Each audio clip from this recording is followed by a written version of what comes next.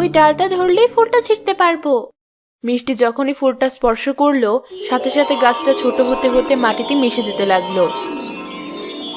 এ কি হচ্ছে? গাছটা এমন ছোট হয়ে যাচ্ছে কেন? আরে, আমি তো পড়ে যাব। কে কোথায় আছো? বাঁচাও আমায়।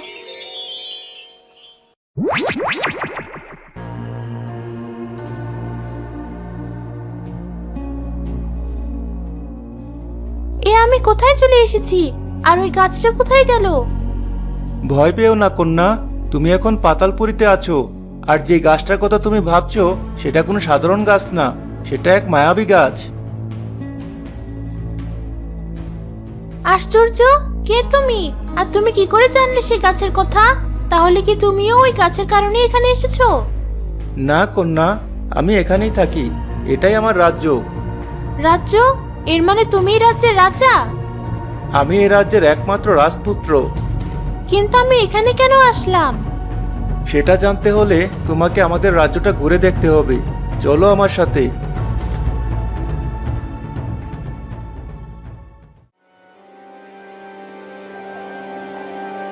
বাহ, তোমাদের রাজ্যটা তো আসলেই সুন্দর। আর এই মূর্তিগুলো তো অসাধারণ। দেখলেই মনে হচ্ছে যেন সত্যিকারের মানুষ।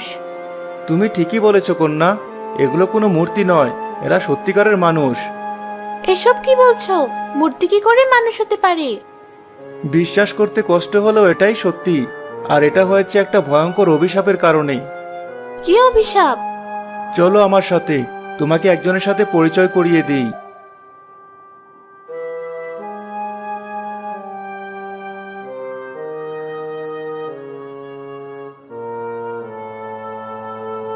কি চমৎকার চেহারা! কে ইনি? উনি হলেন আমার মা, অর্থাৎ এ রাজ্যের রানী। কেতো না, তোমার মা আসলেই অপরূপ সুন্দরী। কিন্তু এবার তো বলো, কেন তোমার মা সহ রাজ্যের সবাই এমন পাথর হয়ে গেছে? এসবই হয়েছে আমার পাপের কারণে। অনেক আগের কথা, আমাদের এই পাতালপুরীতে কোনো কিছুর অভাব ছিল না, কিন্তু একবার এক অদ্ভুত ঘটনা ঘটে যায়। অদ্ভুত ঘটনা? কিসের অদ্ভুত ঘটনা? সেই দিন ছিল আমার জন্মদিন। আমার আজও মনে আছে, সেদিন আমার মা আমায় বলেছিল,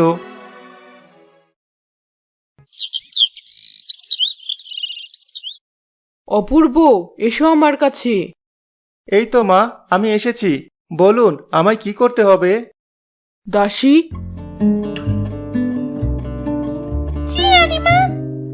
এই বস্ত্রগুলো নিয়ে যাও। আর অপূর্ব, তুমিও যাও দাসীর সাথে। আজ তোমার জন্মদিন, তাই আমি চাই রাজ্যের গরিব দুঃখীদের মধ্যে তুমি এগুলো বিলিয়ে দাও। কিন্তু মা, আমার তো এসব ভালো লাগে না। এভাবে বলো না বাবা, গরিবদের মাঝে দান করলে তারা তোমার জন্য দোয়া করবে। তাই দেরি না করে এক্ষুনি যাও, তোমার বাবাও এটাই চায়। বেশ, আপনি যা বলবেন তাই হবে।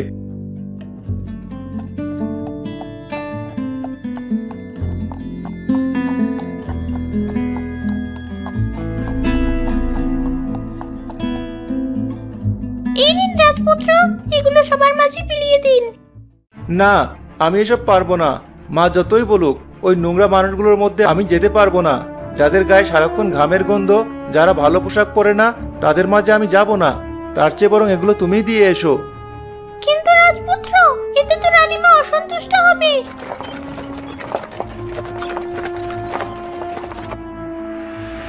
ঠিক তাই, দাসী তো ঠিক কথাই বলেছে। বাবা, আপনি কেন শুধু শুধু কষ্ট করে এখানে আসলেন?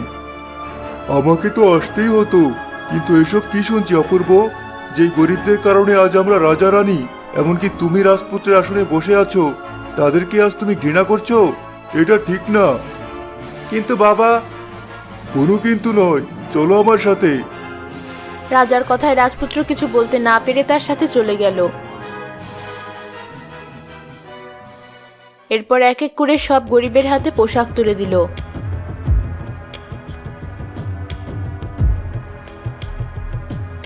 তখনই এক গরিব বৃদ্ধ আসতে রাজপুত্র ঘৃণায় মুখ সরিয়ে নিল।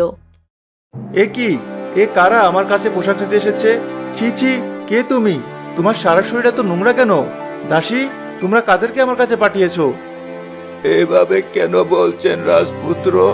আমি একজন কৃষক, যার ফলানো শাকসবজি খেয়ে আপনারা সুস্থ আছেন, অথচ আজ কিনা আমাকে দেখে আপনি ঘৃণায় মুখ সরিয়ে নিচ্ছেন। কি বললে তুমি? তোমার এত বড় সাহস! সামান্য কৃষক হয়ে তুমি আমাকে এসব বলছো? রাজপুত্র, চুপ করো। না বাবা, আমাকে কথা বলতে দিন। আপনাদের সাহসী আজ এই সামান্য কৃষক আমাকে এসব বলতে পারছে। তুমি নাকি রাজপুত্র?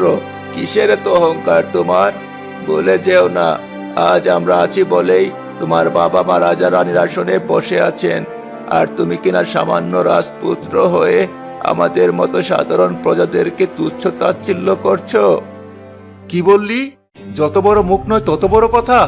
বেশ, এর শাস্তি তুই এখনই পাবি। প্রহরী, আজকে রাজপুত্র, এক্ষুনি এই বৃদ্ধকে ধরে নিয়ে যাও। ওকে এখনই মৃত্যুদণ্ড দাও। আমি চাই ওর এই কঠোর শাস্তি দেখে সবাই ভয় পাক, আর যেন কেউ কখনো রাজবাড়ির কারোর সাথে দুর্ব্যবহার করার সাহস না পায়। এসব তুমি কি বলছো রাজপুত্র? দেখুন বাবা, আমি যা করছি দয়া করে আমাকে করতে দিন। কি হলো প্রহরী, দাঁড়িয়ে আছো কেন? এক্ষুনি নিয়ে যাও এই বৃদ্ধকে। আমি এক্ষুনি ওর শাস্তি দেখতে চাই। শোনো রাজপুত্র, এখনই নিজেকে সামলাও, নইলে কিন্তু তোমার এই রাজ্য ছারকার হয়ে যাবে। তাই নাকি? বেশ, আমিও দেখি কে ছারকার হয়। রাজপুত্রের আদেশে প্রহরীরা বৃদ্ধ কৃষককে ধরতে গেলে বৃদ্ধ বলে উঠল, বেশ, এই যদি তোমার বিচার হয় তবে আমার কথাও শোনো। শুনেছিলাম আজ তোমার জন্মদিন, তাই তোমার জন্য দোয়া করতে এখানে এসেছিলাম। কিন্তু আজ আমি তোমায় অভিশাপ দিচ্ছি। যে রাজ্যের অহংকার তুমি করছো, সে রাজ্য নিমেষেই ছারখার হয়ে যাবে।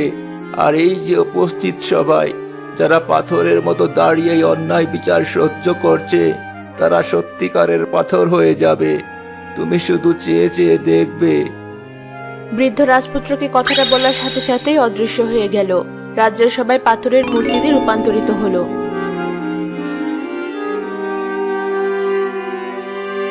এ কি? এ আমি কি দেখছি? হায় হায়, এ আমার কি সর্বনাশ হলো!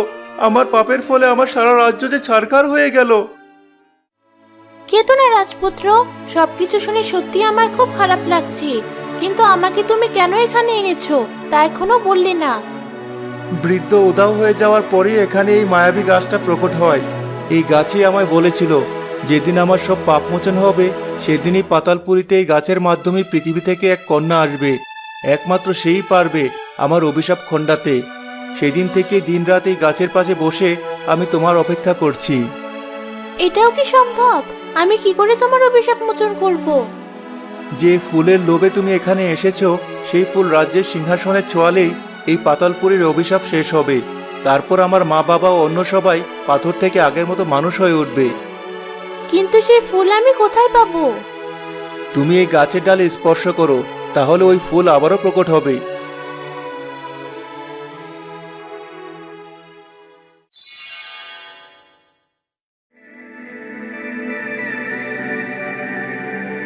এই তো সেই ফুল।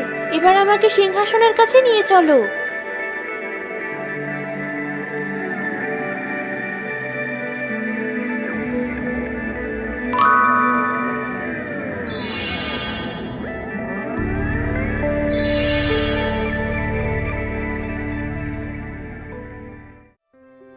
এই তো সবাই আবারও মানুষের রূপ নিয়েছে। ওই তো আমার মা। অপূর্ব, এসো আমার কাছে। কতদিন পর আবারও মানুষের মতো নিঃশ্বাস নিচ্ছি। আমাকে ক্ষমা করে দিও সবাই। আজ আমার ভুলের কারণে পাতালপুরী অভিশপ্ত হয়েছিল। এইসব আমারই দোষ। তবে কন্যা, তোমাকে অশেষ ধন্যবাদ। আজ তোমার কারণে আমি আমার স্বজনদের ফিরে পেলাম।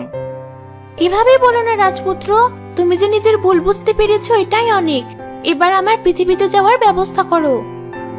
বেশ, চলো এখনই সেই মায়াবী গাছে স্পর্শ করো, তাহলে তুমি আবারও পৃথিবীতে ফিরে যাবে।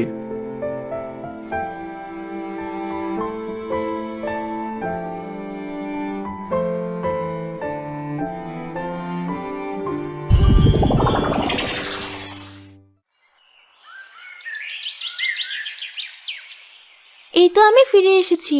সবকিছু কেমন স্বপ্নের মতো মনে হচ্ছে। কিরে মিষ্টি, এখনো এখানেই আছিস? ওদিকে চাচি তোকে খুঁজে বেড়াচ্ছে। চল বাড়ি ফিরে যাই।